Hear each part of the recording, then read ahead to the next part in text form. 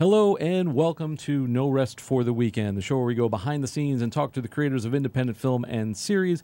I'm Jason Godby, and with me in the Rabbit Hole studio today is actor, producer, writer, director, Miss Leah Fandler. Welcome, Leah.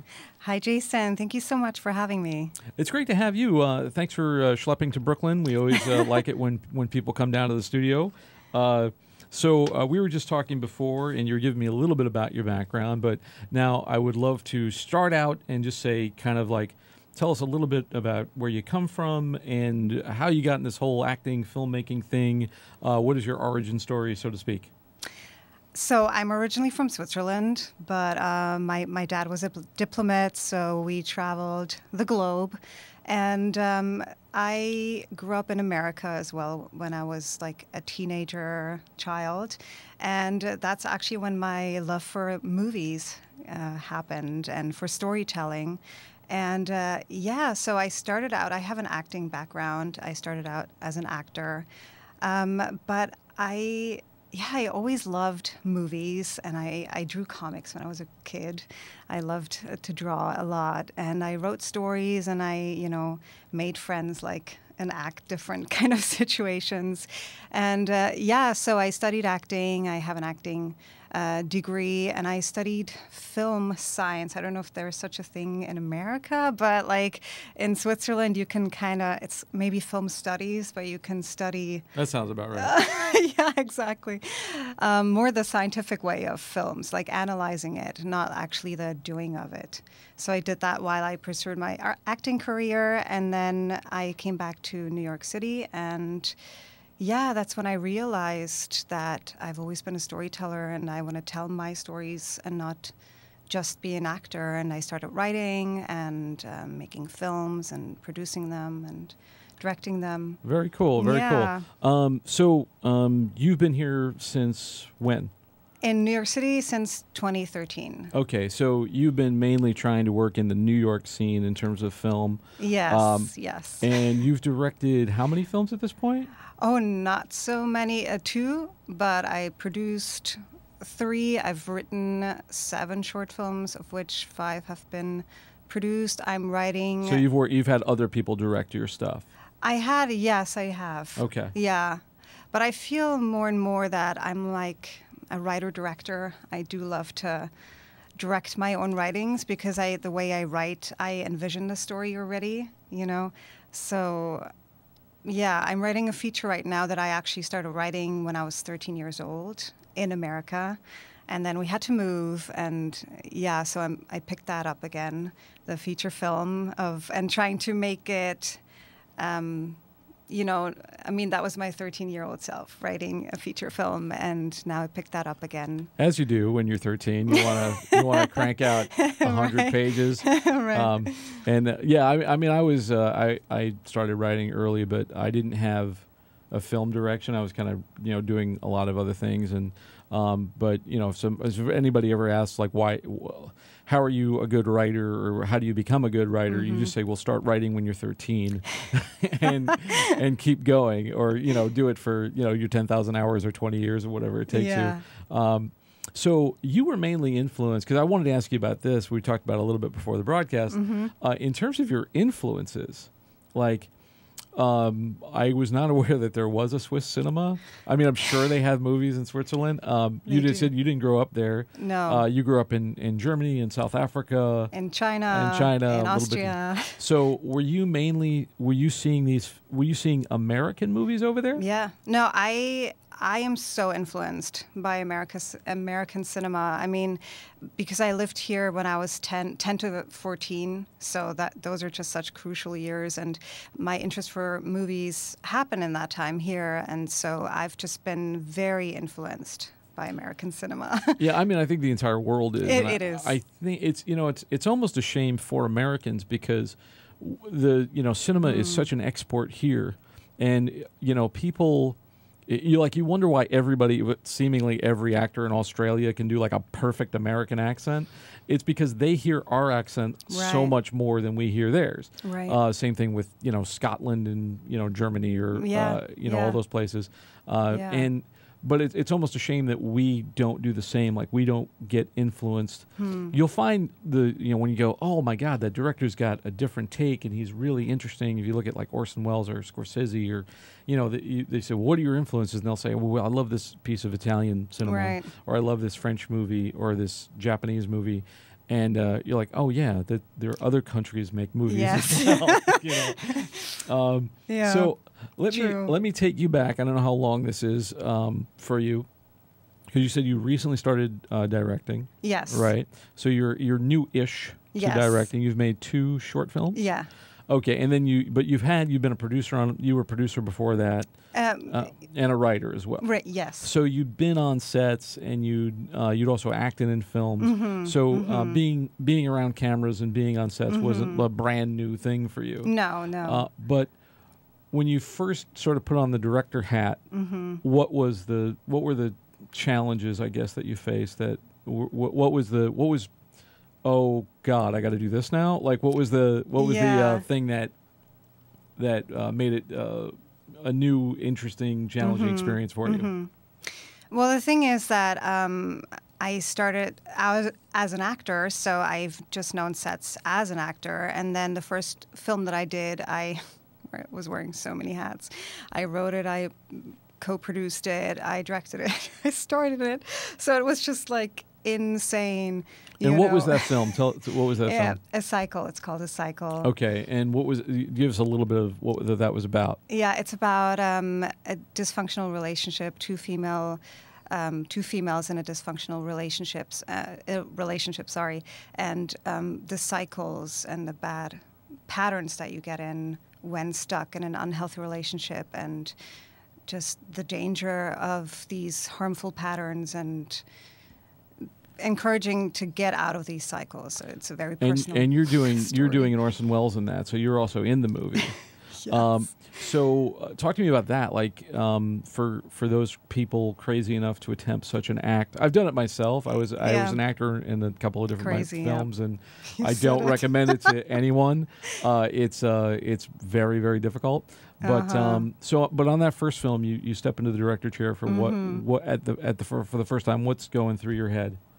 How am I gonna do all of this? Like, how am I gonna kind of direct myself as well and direct others, and then have the vision?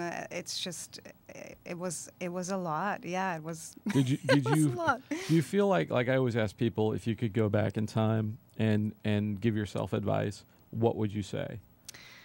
Well, I would say definitely for the first one. I mean, because I was a producer on it as well, we had like the campaign running. We had a campaign on it. We had it running like a day before the shoot. Like we didn't know really that much what we were doing, and it was just very like campaign. I don't know if you've ever done one, but it's like a 14-hour job. It's like a crowdfunding campaign. Yes. Sorry, it's like so much work, and I was doing that, and I was directing and rehearsing, getting ready for production, and that was just. Yeah, I would definitely tell myself, like, really be mindful about the crowdfunding campaign. Maybe get like a guru on it, a crowdfunding guru, or like a manager, and really, really only do that. It is ambitious to be an actor and write and produce and stuff like that, but ultimately, I feel like unless you have an amazing support system of some kind, something is going to fail. Like something is not going to be as good as it could be. So would you do it again? See, that's the thing. Like with the feature film that I'm writing, it just means so much to me that I battled with like, what should I do? Should I direct it or should I act in it? And I like really, really just want to do both. And I talked to 2 people that have done both. And what they say is you got to have a really great producer. You got to have a really, really great team, like you said. Like you have to have a DP that you completely trust, and an AD, I guess, So I do think it's possible. I mean, I've seen this one movie that was incredibly good, incredibly good. It was a Russian filmmaker, and it was an extremely personal story and very, very good. And he wrote it, and he directed it, and he starred in it, and like everything. And it was amazing. So that was just inspiring to see, like, oh yeah, it's possible. I guess it's really it is. I mean, how you prepare. I yeah, guess. I think the preparation, like when Kenneth Branagh did his Hamlet, which God help you if you're doing Hamlet to begin with, and he's doing the 4-hour, the whole play. Like for you kids out there who don't want to read Hamlet, see the Branagh movie because there's nothing cut from it. It's also a good movie. Some people have criticized it, say that Branagh got a bit above himself or tried to be too grandiose, but I think it's a good movie. But I think so too. He had a stunt actor play the part that he would direct, and then they would rehearse the scene. And the guy was a good actor, and they dressed him up to look like Branagh looked in the film. And then he would say, "Okay, done." And then after he directed that guy, he would go in and play the part. Which that's a great tip. If you can afford that, awesome. I don't know if everybody can do that. Also, unless you're paying that actor a lot of money, what is in it for him? Because he doesn't even get to be in the movie. That is true. Working with Kenneth Branagh, I guess. Yeah, I mean, I'm sure it's a good experience for him, but.